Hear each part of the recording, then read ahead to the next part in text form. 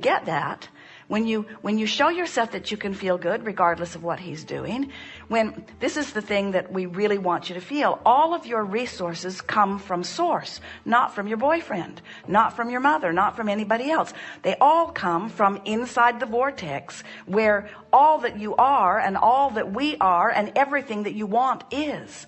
So we're just doing the best sell job that we have ever done to get you to be excited about the vortex and less excited about your boyfriend. Excited about the vortex and therefore excited about the version of your boyfriend that you put in the vortex. And maybe he'll be the one that shows up in manifestation, and maybe it will be someone else. But your boyfriend will show up and he will behave in the way you want him to, when it doesn't matter if he doesn't. When you're secure regardless of what he does. You see, when you're secure anyway, as long as your security is dependent upon another, you're insecure. So what you want to say is, that's great. I can see you doing that. And it really thrills me to think about your life working for you in the way that it does. Nothing makes me happier than to know that you're thriving. I really want that for you. I want that for me too. Isn't it fun to know of all the wonderful future things that are coming for us? And feel how differently he would hear that than the vibration that he's getting from you. In other words, he might be baiting you a little bit, but we don't think so. We think he's just genuinely excited about what's going on and not thinking so much about you. And that's the way we want you to be too. It's a healthier way to be. It's a much healthier way to be. And if you want someone, so that's what we were saying earlier. You can't have it both ways. You can't be dependent and independent at the same time. Our friend said, I am afraid that if I focus myself into a perfect relationship, my husband will go away. And we say, if you focus yourself into a perfect relationship, everything that you want will come to you. And you just can't worry about what everybody else is doing, because you only have control over your own vibration, you see. So the last piece around that is, I've also heard you say you must do something when you're inspired, not motivated.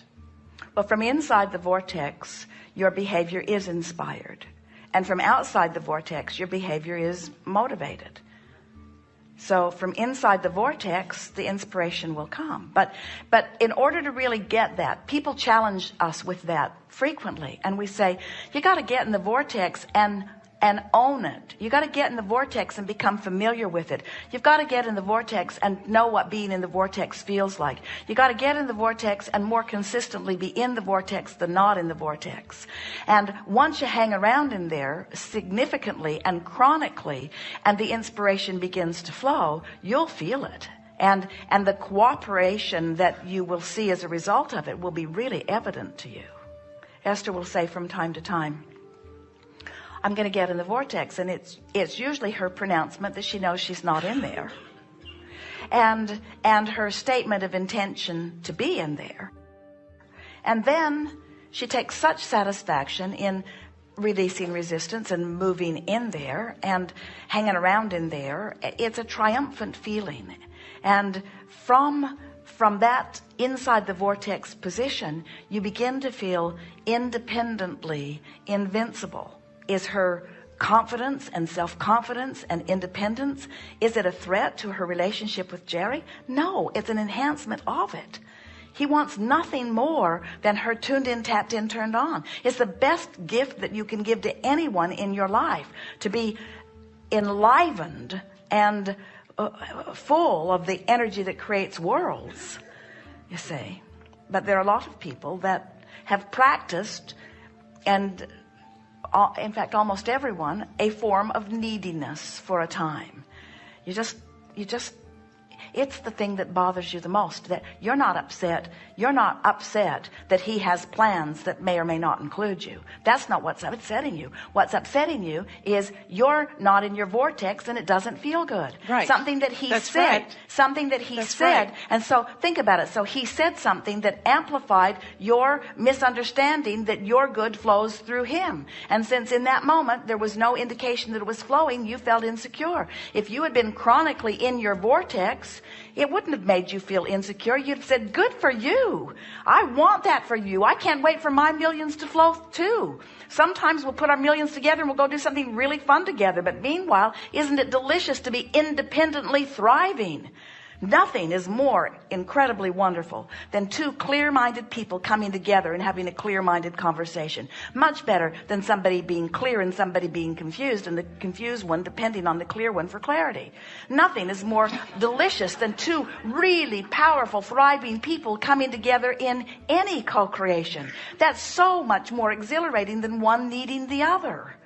So Esther saw something on television the other day. It was the old relationship mantra that said, do opposites attract? And she yelled, hell no. That's old school. In other words, we need balance. I'll be needy and you be a giver. I'll be a taker and you be a giver, and then we'll get along well. And Esther said, not. That's vibrational discord. There's no harmony in that. In other words, nothing is more exhilarating than two aligned people coming together and co-creating. And nothing is more miserable than two not aligned people coming together and co-creating. And it's almost as bad if one is and one isn't, you see. Except if you're the one who is, you don't notice the one who isn't. That's key. So if I'm in my vortex and I'm feeling good no matter what the hell happens anywhere else in the world, those who aren't a match will fall away? They will fall away, but or can they I will push them away? But why? When you're in the vortex, you see, when you're in the vortex, you don't care. When you're in the vortex, you're not judging. When you're in the vortex, you're seeing them through the eyes of source. When you're in the vortex, you're extracting the value from the relationship. When you're in the vortex, you appreciate what they inspire within you, you see. It's only out of the vortex that you feel dependent. We can't just get hooked into the vortex so we don't pop out? You can, but then you'll be dead like us. Which just means you'll have no resistant vibration, so it's easy to stay here. But you'll be right back, because the fun is in the sifting and in the asking and in the aligning. You see, you make it sound like a struggle. And this last comment that you made, the last comment that you made is sort of representative of what you're feeling and what we are amplifying back to you. And that is that I'm not in the vortex and I want to be is a very different vantage point than I am in the vortex and I can maintain it. In other words, we want you to, our effort as we are discussing here today is to assist you in realizing that this vortex is an easy thing to accomplish. You just have to practice it. And the thing that we really want you to hear is that once you get in there and then you maintain it as long as you can. In other words, get in there and read one of these books from inside the vortex. Get in there and look through a deck of cards from inside the vortex, so that you practice the vibration of alignment from inside the vortex. It will give you much greater stability inside the vortex. So as you do that, then when you pop out, it doesn't freak you out, because you know how to get right back in. In other words, that trust that you were talking about is trust in yourself to focus, really. That's all that it is. And as you stay in the vortex, are you like that car that goes 100 miles an hour and hits a tree when you pop out?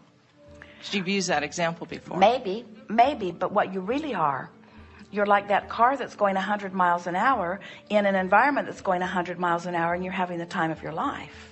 And if you pop out, your ability to get, once you have got your, that is an excellent question. Once you get your speed moving at that rate, the popping out is much less frequent. But you're right, you really don't like it when you do pop out. No, a year ago I popped out, I hit a tree, a hard tree. Well, and that's an out of the vortex focus wheel that you're doing. In other words, we hear the struggle that you feel in all of this. We're just wanting you to trust us when we say, as you get in there and stay in there, it's easier to get in there and stay in there. And as you get in there and stay in there, it's easier to stay in there. And as you get in there and stay in there, it doesn't bother you so much when you're not in there. And when you get in there and stay in there, it doesn't bother you who else is in there or not in there. And when you get in there and stay in there, somebody else that's not in there doesn't even look like they're not in there, because you're so in there. That's what true upliftment is. In other words, you're taking back your own power. And from in there, so now let's say you're in the vortex and your boyfriend says that to you on the telephone. And you take a little hit from it and it kind of knocks you out of your vortex for just a moment. And then you say, oh, whoa, you won't believe what just happened to me. Here I am all cocky, believing that I'm tuned in, tapped in, turned on, believing that I've got the world by the tail, believing that I have all of the resources that are necessary for me to feel good. And that statement that you made just made me feel insecure. I'm not going to allow that to happen again, because I do not want my happiness to be dependent on anything you say or anything you do. So I'll call you back in an hour after I'm back in the vortex. Then you hang up and you get back in the vortex. Then you call him again. Now you Can have I another. just not call him again? I'm serious. I'm dead serious. I mean, that's almost it's at that place. There's good and there's not so good. And I'm trying to you keep talking about him and we keep talking about the vortex. This. And it's two entirely different subjects. But Okay. you can't get him off your mind, so you can't stay in the vortex. Okay. So it might be good if you don't call him, but the next one won't be any different. Unless you deal with him from inside the vortex, you can't move on to something you want. You see, you can't run away. You got to find security. You've got to find your own stability, and you have to show it to yourself.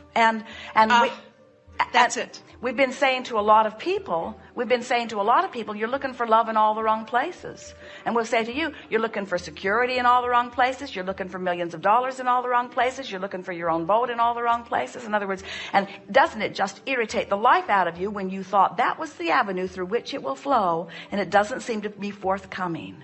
And we say, oh, when you discover that you don't need that avenue, that you've got this avenue, and that it's only about you lining up with you, you come to trust yourself, come to trust your vibration, then others behave.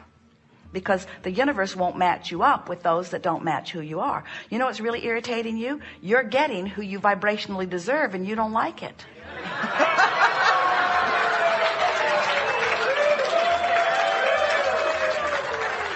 Because what you want So to, I want to because, shift my dial. Because I want a 95.7 FM. Because what you want to be, and when you are a vibrational match to what's in your vortex, then the universe will bring you what matches you then, and you'll like it. So what's coming is always your indicator of what you're doing vibrationally. And isn't it wonderful? Don't you just want to call him and say, thanks for pointing out what I'm doing vibrationally. I didn't know until you were so rotten. I thought I was tuned into the best until you became the worst, and now I realize I'm tuned into the worst. I got some work to do. Don't call me. But don't make it about him. Make it about you. Showing it to yourself, you'll naturally see it in the vortex. When you The get security piece. when you get in there and feel it, all the indicators will confirm it. And when they pop up, this is a really strange question, but I've always said, when I manifest and I'm there, my life up until a year ago, the yellow, the highlighted path was like bright yellow. And then sometimes they're not bright yellow. Sometimes they're dimly yellow. But when you're in the vortex, is it always bright, always undeniable, always sure? You say, I don't care what you think, this is what I'm doing. You just know it. You're great. We agree. You're awesome. You are as well. And when I talk to you, we have our own Abraham. So when I'm on the plane and I'm going in my meditation, I'm saying Abraham, it's all the same, yes? When you are in your vortex, you have access to the same infinite intelligence that we have and that we are, yes. In other words, the separation, no one needs Esther in this format. And really, when you think about it, if you're out of the vortex and Esther is expressing in a way that you can hear it with your physical ears what we know, you still don't hear it. In other words, you got to be in the vicinity for anything we say to make sense even through your ears. And when you're in the vortex, you don't need Esther. Because we can hear it. Because you're where your solutions are. You're where your answers are. Life is showing it to you. Words don't teach. The best we can do here with words is confirm what you already know, or aggravate you when you're in a place of not knowing.